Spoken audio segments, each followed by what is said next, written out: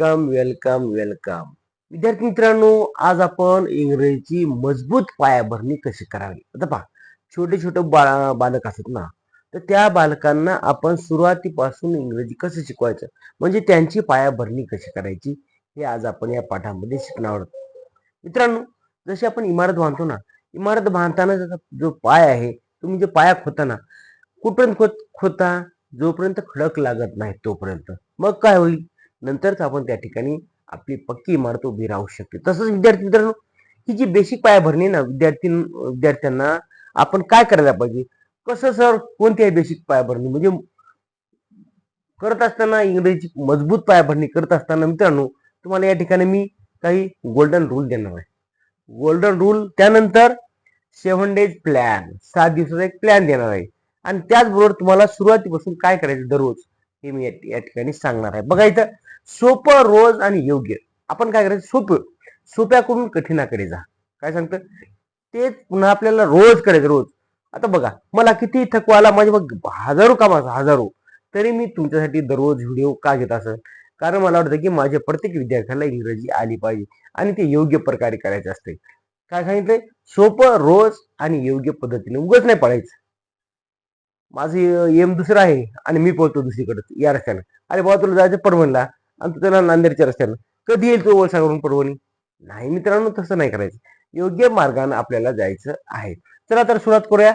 Basic पासून सुरुवात करा. आता लहान मुलं ना, किती जरी लहान मुलं असले तर आपल्याला त्याची बेसिक पासून सुरुवात करायची. आता ही इंग्रजीची पायाभरणी अशी करायची. तुम्ही जर पालक असतील तर तुम्हाला सुरुवात इथून करायची आहे. काय करायचं sir, alphabet A to Z नीट ओळख करून घ्या. आता मुलाला सांगतो सुद्धा, त्याला मध्ये काय बघा, एखादं अक्षर काढला, उदाहरण पाहिजे, त्याला हे डी आहे का बी आहे, त्याला बी कार्ड म्हणलं तर हे काढतंय आणि डी कार्ड म्हणलं तर हे काढते, म्हणजे त्याच्या डोक्यामध्ये बसत नाही. लक्षात ठेवा, मी काय सांगतो, हे उदाहरण तुम्हाला काय दिलं असेल मी, कारण तुम्हाला मित्रांनो, हेच तुमच्या छोट्या छोट्या पालकांना हे पद्धतशीरपणे ABCD A to Z आली पाहिजे. दुसरी गोष्ट काय मित्रांनो, रोज 10 ते 20 शब्द पाठ करायला सांगा. सोपं घ्या ना, कम, गो, ईट, स्लीप, जम्प. मारा उड्या, मारा, तुम्ही पण मारा हो, लेकरासोबत काय होत नाही. लेकरू अरे बाबा म्हणते, म्हणजे माझी मम्मी उड्या मारायली असं म्हणते का ना, जम्प मम्मी जम्प असं म्हणते, आणि त्याचा वापर करा. गो, इट इट इट म्हणलं की असं ऍक्शन करा, ते लेकरू समजते की बाळा मला खायचं. जम्प म्हणलं की उड्या मारा, गो म्हणलं की जा, कम म्हणलं की या, म्हणजे ऍक्शन होऊन कळते. पहा, आता पहा विद्यार्थी मित्रांनो, मी छोट्या मुलांना म्हणतो, बेबी कम हिअर, कम कम, असं कम कम म्हणलं की तिकडे. पहा, पुढचं आहे, रोज छोटे छोटे वाक्य बोला. जसं की I am Suresh, this is my brother, she is my wife is very very X Y Z. बोलत नाही पुढचं, म्हणजे काय सांगायचं की प्रत्येक ठिकाणी आपण आपल्या पद्धतीची स्तुती करत असतो. तसं तुम्हाला आपण छोटे छोटे वाक्य बोलायचे आहेत. आणि मित्रांनो, तसे तुम्हाला पुढे सुद्धा जायचं आहे. पुढचा मुद्दा आहे ग्रामर बेसिक. ग्रामरचं मूळ काय, ते मूळ आपल्याला समजून घ्यायला पाहिजे. त्यामध्ये असा टेन्स, वर्तमान काळ, भूतकाळ, भविष्यकाळ, त्याला आपण म्हणतो पास्ट टेन्स, फ्युचर टेन्स, आणि वर्तमानाला काय म्हणतो बाळा, विचार कस काय म्हणतो, सांगा. Past, future and present. Right. आता पहा, टाइप्स ऑफ सेंटेन्स. त्यानंतर हे 3 काळ शिकून घ्या. तुम्हाला व्हिडिओ माहित नसतील तर युट्यूबवर जायचं आहे, इंग्लिश गुरु आणण्यासाठी टाका. माझे प्रत्येकाचे व्हिडिओ तुम्हाला भेटून जातील, त्याला 1 रुपया खर्च लागत नाही. दुसरं आहे टाइप्स ऑफ सेंटेन्स. आता कालच मी घेतलं टाइप्स ऑफ सेंटेन्स, माझा काल परवाचा या हप्त्यामधला व्हिडिओ बघा. त्यामध्ये अफर्मेटिव्ह म्हणजे काय, सकारात्मक कोणतं, निगेटिव्ह म्हणजे नकारात्मक वाक्य कोणतं, आणि क्वेश्चन म्हणजे प्रश्नार्थक वाक्य. जसं की WH question, what is your name, W सुरू झाला. आणि त्यानंतर आहे yes or no type question, हे तुम्हाला शिकायचं आहे. पुढचा मुद्दा आहे ऐकणे. आता लहान लहान मुलं पहा कार्टून बघतात, पण ते कार्टूनच्या खाली एक ओळी इंग्रजीमध्ये ती पहा ना, ते ऐका ना. भीम मध्ये छोटा भीम असतंय, ते बरेच जण कार्टूनच्या मध्ये, मला आठवत नाही, पण पाहता मी सहज एका दिवशी चहा प्यायला गेलो मित्राच्या घरी, तर ते लहान मुलं असं कार्टून बघू लागले आणि खाली अशी इंग्रजीमध्ये ओळ लागली. ती ओळ वाचता येत नाही त्याला, पण ऐकून त्याला भाषा चेंज कर बाळा, हिंदीमध्ये नको ऐकू, इंग्रजीमध्ये ऐका. म्हणजे ऐकून तुम्हाला त्या ठिकाणी त्याच्या कानावर शब्द पडले की आपोआप ते बोलते माणूस. पुढचा आहे मुद्दा, कमीत कमी 10 ते 15 मिनिट इंग्रजी ऐका. जसं तुम्ही ऐकसाल ना, आता घरात भांडणं सुरू झाले, तुम्ही शिवाय ऐकल्यावर काय करणार? ते शिवाय देणार ना. बापानं जे केलं तेच लेकरू करते सर. बापानं भांडणं केली, पोरगं भांडणं करते. म्हणजे सांगायचं तात्पर्य की घरामध्ये जर त्याची आई शिवाय देत असेल तर लेकर काय तिला आई तर शिवाय द्यायची, मग पोरं तसं करत, पोरं अभ्यास करायचं, पोरं तसं करतात. म्हणजे तात्पर्य सांगा की आपण इंग्रजी बोला, इंग्रजी ऐका. तुमच्या घरामध्ये जे वातावरण आहे का त्याचा परिणाम त्या लेकरावर होतो. म्हणून मित्रांनो, इंग्रजी बोला, पॉझिटिव्ह बोला. पुढचा मुद्दा आहे वाचणे, रीडिंग. म्हणजे काय? छोट्या स्टोरीज, छोटे घ्या ना, 4-5 ओळीचं, 10 ओळीचं, छोट्या गोष्टी छोटे घ्या की ज्यामध्ये छोटे छोटे आणि सोपे शब्द असतील, अशा स्टोरी घ्या. कमीत कमी 5 वाक्य आपल्याला वाचायची, रोजचे 5 वाक्य वाचा. त्यानंतर मोठ्यानं वाच, चुकू द्या ना.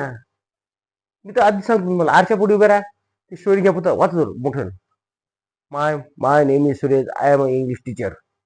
काय झाले? तुम्हाला जे म्हणता येईल तुम्हाला, I am Ganesh, I am a student, I am in class 3, I want learn English, I like mangoes, I can dance. किती बोला, किती पण द्या, काय प्रॉब्लेम, पण ते मोठ्यानं म्हणा. म्हणजे काय होईल? तुम्हाला ते प्रॅक्टिस होईल. पुढचा मुद्दा आहे रायटिंग, म्हणजे लिहा. काय लिहायचंय? तर की माय नेम इज सुरेश, तेच जसं बोलतो का, लिहा ना. My name is Suresh, I live in Parbhani, I am a English teacher, I like swim, I like climb a tree. काही पण घ्या ना, तुम्हाला येईल तिला मित्रांनो, काय प्रॉब्लेम नाही.